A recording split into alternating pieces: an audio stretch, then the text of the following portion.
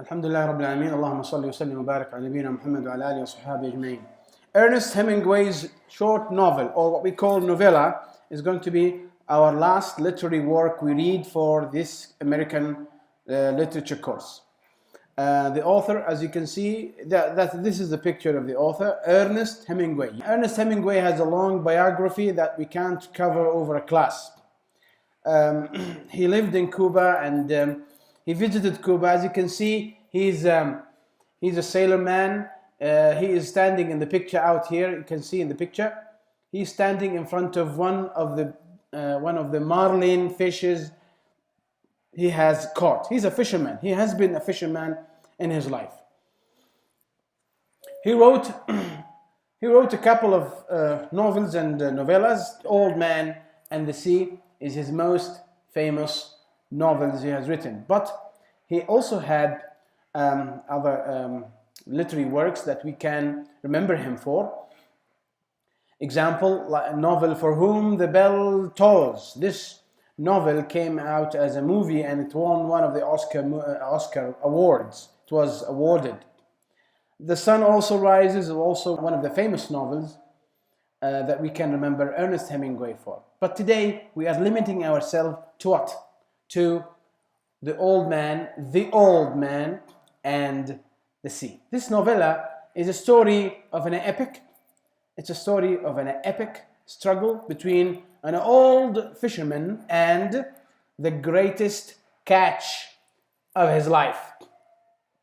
So we're talking about an old man. You know, right from the title, we can see that there is an old man in the novel. So we're talking about an old man. An old man who lives in a little shack, as you can see in the picture. It's not a luxurious house. It's not a villa. It's not an apartment. What is it? It's a little shack. A shack. One-room apartment. And even the room is not clean. It's not tiled. The ground is not tiled. It's dirt, full of dirt. In Cuba, that is the place or the setting of the novel. In Cuba, Santiago is an unlucky fisherman. What do they call him? They call him the unlucky. Al-Manhus. The community of the fishermen where Santiago is fishing. What's his name? His name is Santiago. The old man's name is Santiago. And he lives in Cuba. The other fishermen call him the unlucky. Who is he? An old man with wrinkles on his face. In other words, he is almost 1 foot in the grave. What friends? He's got no friends, no house, no wife, no children. His house is very simple and very primitive, with a single bed and a table and a chair, but with a floor full of dirt. The floor of his house is not tiled. This old man, who is called the unlucky, has spent 48 days trying to catch a single fish, but in vain. He couldn't. How many days did he spend? 48 days, which is a long number of days. It's almost a month and a half. That's why the fisherman community call him what? The unlucky man. In other words, those fishermen usually believe in luck. You must remember that fishermen usually believe in luck. Whenever it's a lucky day, then they get a lot of fish. They fish a lot of fish. Otherwise, they come back empty-handed. So they call this old man the unlucky and they try to avoid him. Why? Because he brings misfortune. The communication or the contact with such an unlucky man, for most of the fishermen, is called or is going to be considered a reason or a bad omen. They call it a bad omen. So don't talk to him. Avoid him. Never shake hands with him. Never, just be in discommunication with this guy. Why? Because he's the unlucky. Right from the beginning of the novel, we feel pity with this old man, right? We feel sympathy. We sympathize with this old man. No wife, no family, no children, and nobody to take care of him except one boy. His name is on top, Marlin. What's his name? The only creature, the only human being who still believes in this old man. What's his name? Marlin. What does he do? He helps Santiago, his only friend, and he prepares with everything he needs to go fishing. A fisherman needs a lot of things to get ready before he sails to the ocean, to the sea. By the way, Cuba, I think you know where Cuba is. Where is Cuba? Where is Cuba? Again? Central America, that's right. Well, does it border a sea or an ocean? What borders Cuba? A sea or an ocean? Ocean, it's right. It's an ocean. It is an ocean. In other words, of course, the ocean is different from the sea. The boy has started to worry about what people started to say about Santiago. Being what? Being unlucky. Because, luck is a vital, important thing for many sailors. But he respects the old man. Marlin, the boy, respects this old man. He does not want to leave him alone. He still feels sympathy with the man. But the problem is Marlin's parents. Marlin's parents have long wanted him to leave this old unlucky man. For what? For another boat. He's a boy. He's got parents. And the parents wait for food. Wait for fish. Please keep the door shut if it's open. The parents need the Marlin to come back home with fish so that they sell the fish and, earn money. They want to earn money. That is normal. But whenever, every day and for 48 days, this Marlin comes back home empty-handed. Where is the fish? No fish. 48 days, no fish means no money, means no life, no food. So, Marlin is afraid that his parents start to think and worry about him being stuck and connected with this old man. So after 48 days, what happened? After 40 days of bad luck, what happens? You can see in the picture, the old man, Santiago, counting on the door. What does he count? He's scratching. He does not have calculators. He doesn't have a computer. He just wants to know how many days are there unlucky. So he keeps striking on the door. Every day without a fish, there is a strike. Every day without a fish, there is, a line that he draws on the door. How many lines are there on the door? 48 lines. In other words, it's unbearable. Marlin comes to tell his old friend that his parents will not or won't allow him to go fishing with the unlucky man any longer. So, Marlin has got a problem with his parents. No more fishing with this old man. Leave the old man alone. Now, is Marlin happy with this? No. Marlin is sad to leave his old friend for another boat. But still, Marlin visits the old man to help him, to bring in the boat, to prepare the nets, to prepare the lines, to get the baits ready, and so on and so forth. He gets his boat ready before Marlin goes to the other boat to work. So still, Marlin is a good boy. One day, Santiago tells Marlin that tomorrow or the following day, he will go out far in the Gulf for fishing. He would not, keep fishing in the area where all fishermen go. And this is a very good perspective, by the way. A very good concept. Why? If you have no food, if you have no rizq, if you have no business in somewhere, you can change the place. And you can find another place to go to in order to start fishing or to get your money. To earn money or to make money. Not to earn, but also to make money. Santiago tells that he is sick with fishing in the same area every day in and every day out. What does he do? What does he decide? He decides to go out far into the ocean, out of the Gulf. Of course, Marlin warns him. He warns him because, the Gulf is not safe. Sailing into the Gulf and maybe out to the ocean is not safe. Why? Why isn't it safe? Because it's ocean. The boat could easily get swamped and turn over.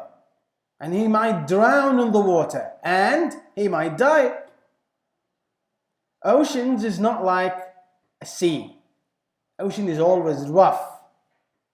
Oceans are usually rough with storms. Marlin expresses his concern about an old man going alone in a small boat called a skiff. It's not even a boat, it's a skiff. You're going to have a picture of this later.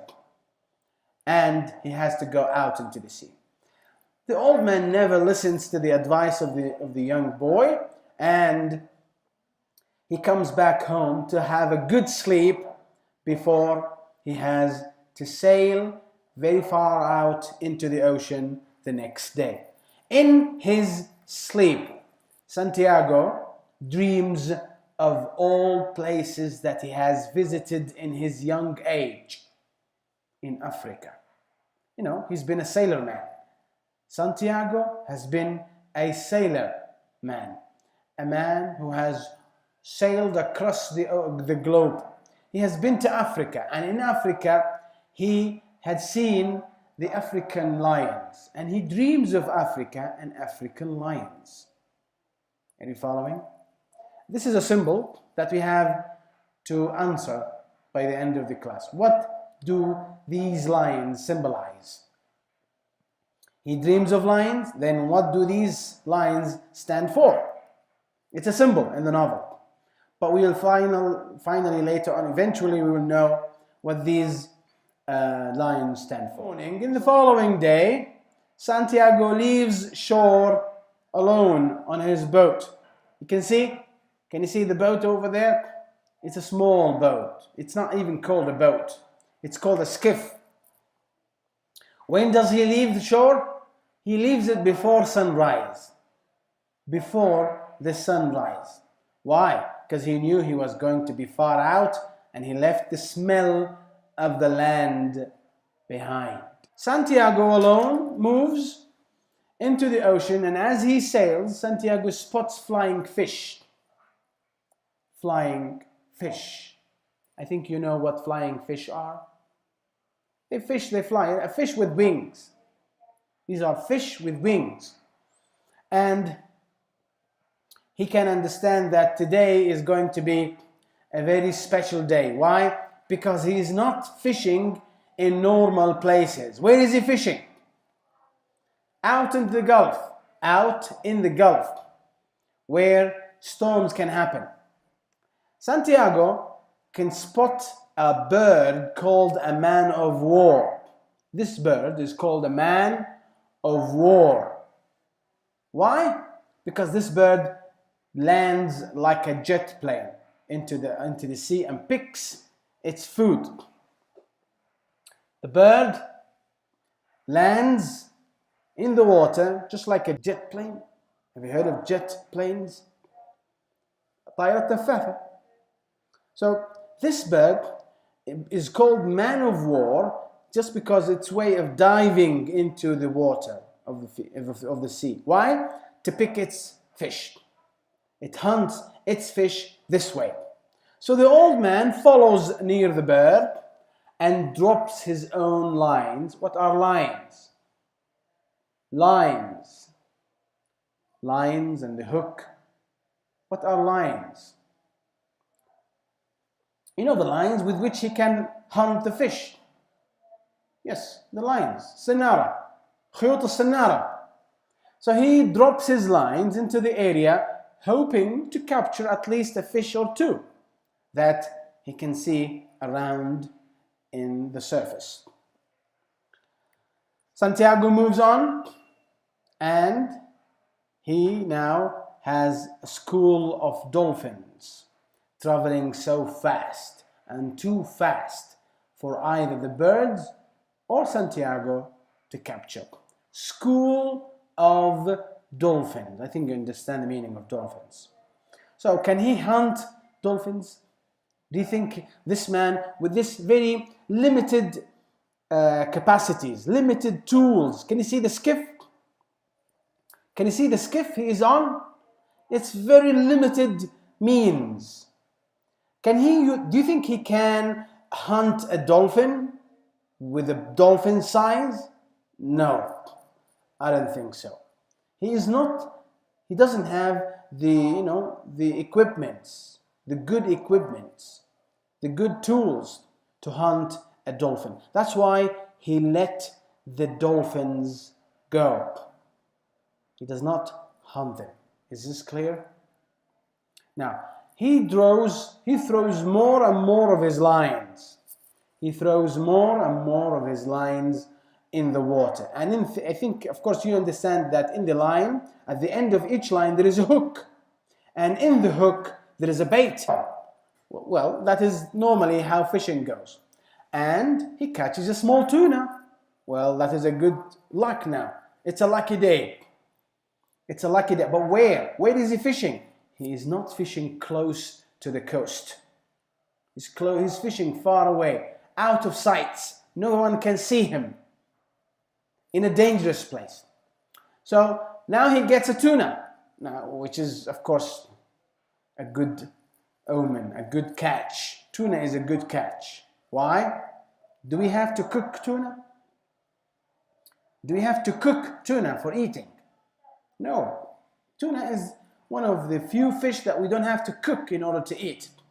Just cut and eat, right? So it's a very fast food. We call it fast food. Now, the other lines goes deeper. You see, there are two lines. Well, we have got another catch. We've got another fish.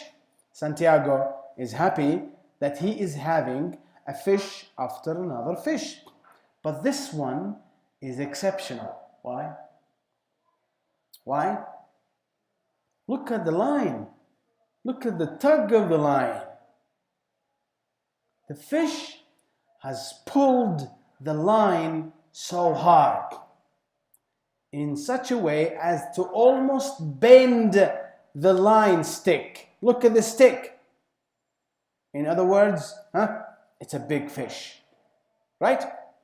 Well, Santiago now is waiting. You see, he removes the line from the stick and he catches the line in his own hands. What is around the line? What is trying to catch the line or to swallow the bait? It's a marlin. Look at the second word. The marlin.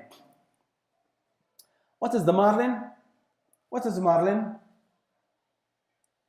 The marlin is a picture I told you in the very beginning. Yeah, look at the marlin. Look at the fish over here. The man, Ernest Hemingway, is holding a marlin. Can you see that? Well, this is called a marlin. Well, means this is a very, very good catch, a very good big fish. Santiago now can see that there is a marlin trying to catch or to swallow the bait that he is holding its line. So the marlin nipples around the hook for some time, refusing to take the bait. And now Santiago starts to speak with him aloud. He talks to him. No, Santiago is talking to the fish. What does he say? Come on, make another turn. Just smell them. Aren't they lovely? I'm reading from the line. Santiago is talking to the marlin. Eat them. Good now. And then there is the tuna. I'll give you the tuna. Just swallow the bait. What does Santiago want the marlin to do? To swallow the bait. Don't be shy, fish. Now, is Santiago crazy? Is he crazy to talk to the fish? Why? Why? He's talking to the fish. He calls the fish friend, brother. Sometimes he calls them brother, as we're going to see. Has he gone crazy? Well, why does he have to talk to the fish? We'll have to figure this out. After many false bites, the marlin finally takes the tuna and pulls out a great length of line. Santiago wraps the line around its body. No, it's not enough to hold the line using his hand. What does he have to do? He wraps the line around his body. It's a very tough fish. Santiago waits a bit for the marlin to swallow the hook and then pulls hard on the line to bring the marlin up to the surface. But the fish is what? The fish is strong, though, and does not come up. Instead, he swims away. Instead of the old man dragging the fish to the surface, the fish drags the old man to the sea. The fish is larger and stronger than Santiago's boat. The sun goes down. The fish pulls Santiago for a whole day. Where does it pull? To the coast or to the ocean? Santiago is holding the line of the fish. He doesn't want to let go of the fish because it's so big, it's so huge. The fish is so enormously huge that it's not pulled, it is pulling the old man with all of its boat deeper and deeper into the ocean. Now the man is going to get lost. You're following me? So the sun goes down. In other words, throughout the whole day, the marlin drives, or sort of like tows. He's towing Santiago's boat. Santiago noticed that the marlin has slowed down. First of all, it's slow. After the sunset, the marlin slows down, maybe stopping, maybe dead. Now he decides to eat something. What does he want to eat? After the sunset, he eats his lunch. What is his lunch? A tuna. What is it? A tuna. Which tuna? The tuna that he has already caught earlier. All right? He needs strength to face his ordeal, to face his dilemma, his big trouble. What is it? The big marlin, the big fish. Now, what would you do if you were in his shoe? What would you do? Would you keep holding the lines or cut it? What would you do if you were Santiago? I'm asking you. Would you keep holding the lines or cut it? I think most of the people would cut it because it's crazy to keep holding this line. This fish is going to drive me to the depth of the ocean, to the center of the ocean, where I can easily die because I'm going to get drowned. Anyway, I'm going to get drowned. And it's almost evening. It's almost night. It's the nightfall. I have to come back home. Ocean at night is not ocean in the morning. So here, it's in front of another ordeal. This is an ordeal. It's a problem. It's a big problem. So the man decides to have some strength. That's why he has to eat the tuna. He refuses to let go of the line. He eats the tuna, and as he is eating the tuna, the fish Marlin, the Marlin itself, started to lurches in front of him. The Marlin lurches forward and pulls the old man down, cutting his hand, almost cutting his hand. So the Marlin stops. When the Marlin stops, now let's wrap up. خلونا نلخص المسألة. When the Marlin stops or pauses, waits, the old man Santiago thinks that, the Marlin is dead. He wants to have something to eat and start eating his tuna with the line around his hand. But all of a sudden, the Marlin lurches forward, jumps forward. And what happens to the line? The line cuts the hand. The line cuts Santiago's hand. You following me? Now, finally, towards the night, only then the Marlin comes out to the surface of the water. Well, it's clear that the Marlin, is an enormous fish, almost 2 feet longer than Santiago's skiff. Look at the size. It is 2 feet longer than Santiago's skiff. Now, even if he catches it, even if he kills it, the question is, how is he going to get it back home? How is he going to bring it back home?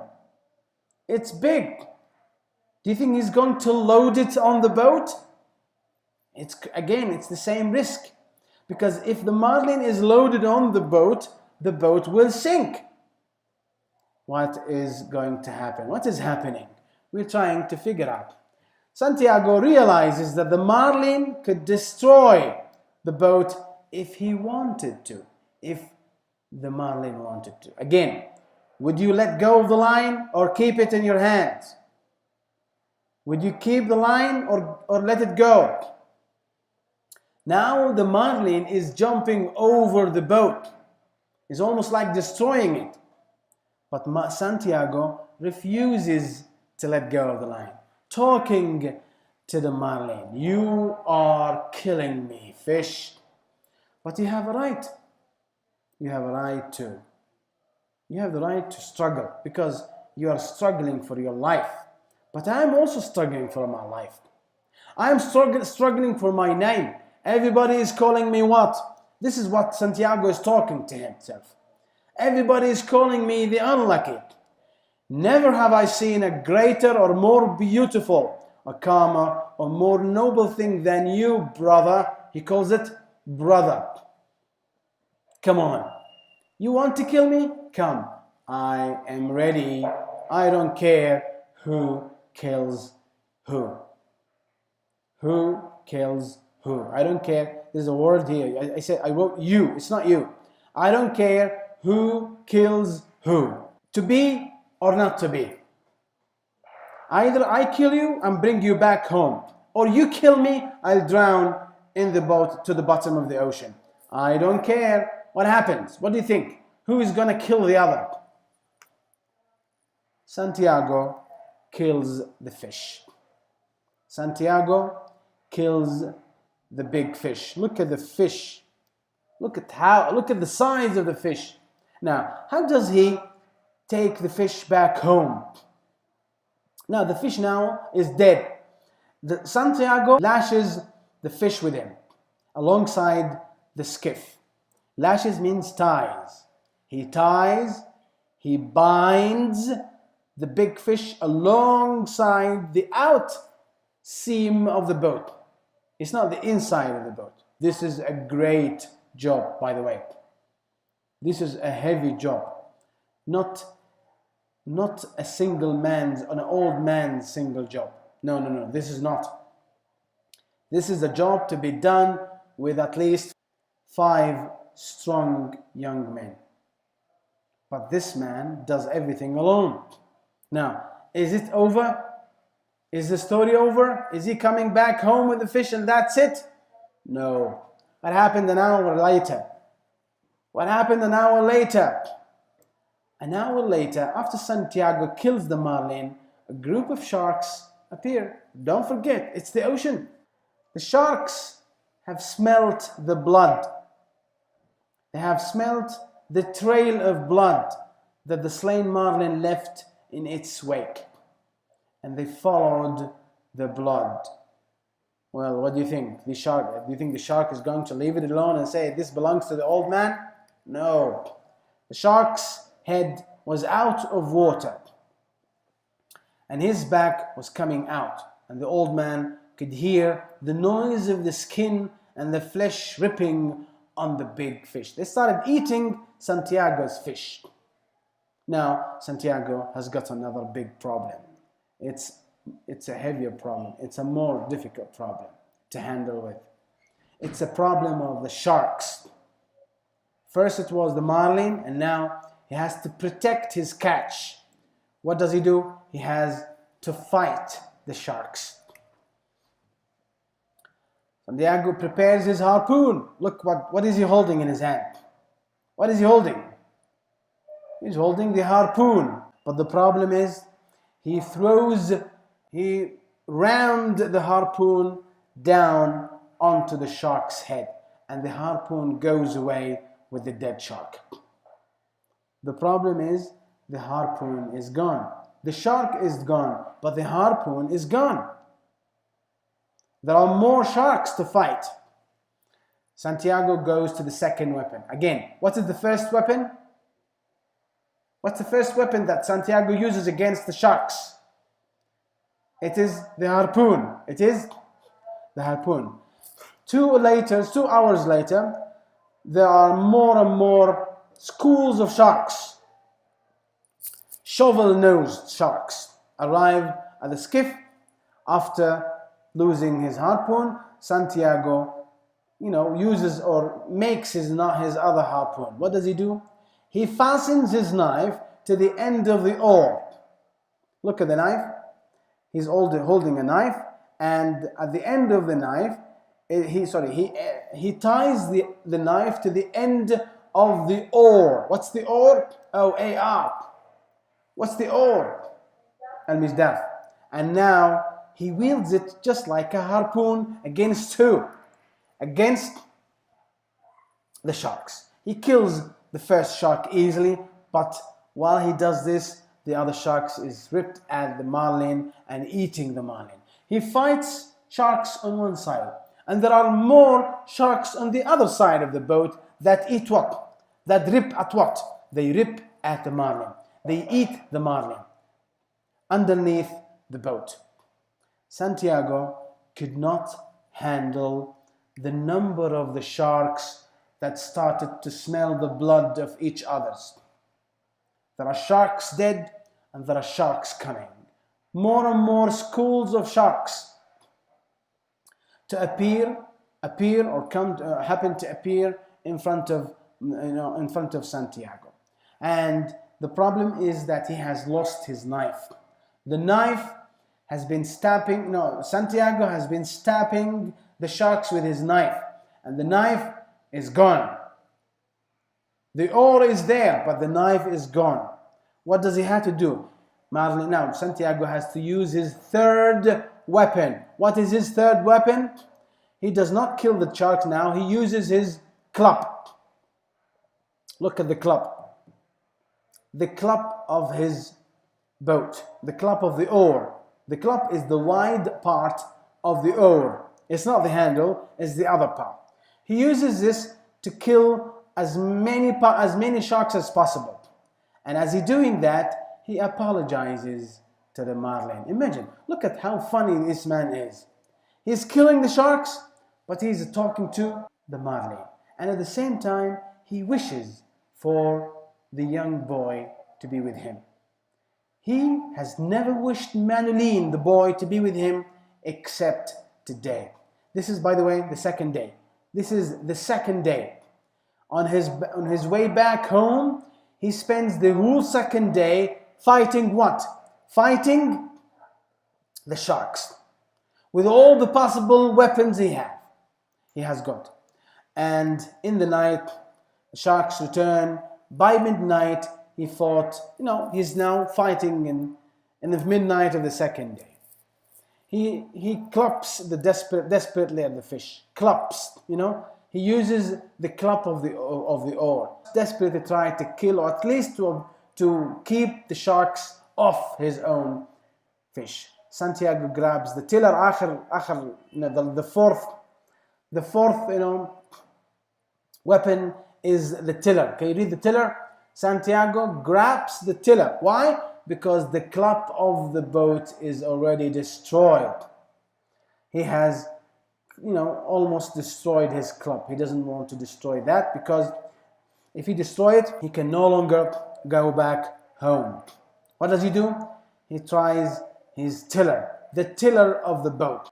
It's a little piece of wood attached to the rear end of the boat, to the back side of the boat. Are you following? Let me have a look. I wanted to have a look at the picture of the tiller. Please.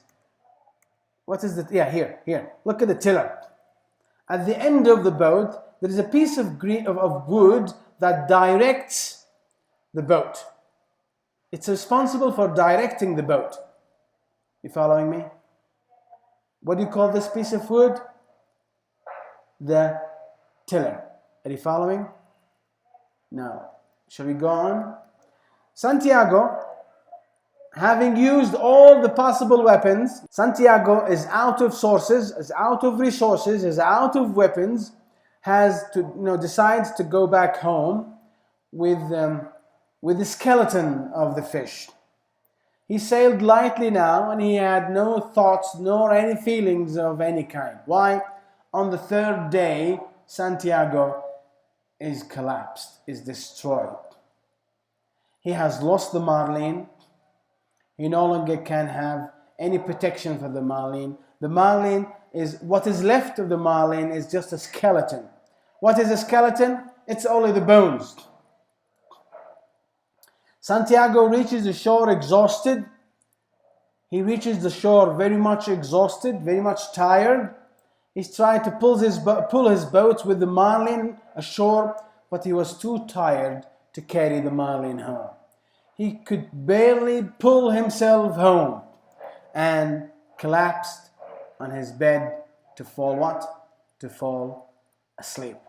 Who has been there worried about Santiago? Who is the only one on the beach to worry about Santiago? The boy. What's his name? Madeline arrives at the shack finding Santiago asleep, almost dead, dead sleep, deep sleeping. The boy leaves quickly to get some coffee for Santiago. What happens at the boat? People of the boat are surprised to see Santiago's skiff tied to the biggest fish ever caught. Madeline cannot believe that Santiago is still alive. He comes back home to the terrace crying, and Madeline sees fishermen gathered around the skiff, measuring the marlin at how long? 18 feet long. The fishermen community could not believe that this fish was single-handedly caught by an old man. This fish needs 5 strong young men, very tough young men to hunt. And this old man, the unlucky, could hunt it by himself. Everybody was wondering at the size. They could not believe that this Santiago, this old unlucky man, could fish this one big fish all by himself. Do you think they're going to call him the unlucky anymore?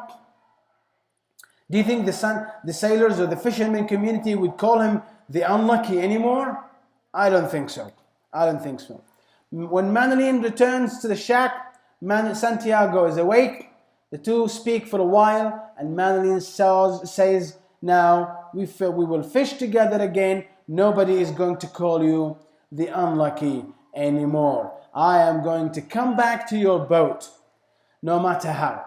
Santiago is happy with Madeline's optimism, and Madeline leaves to bring some food and a clean shirt. Look at the shack. Look at the shack where Santiago is living. In Santiago's shack, the old man was still sleeping on his face, dreaming about what? Dreaming about what? About lions. This is the end of our class.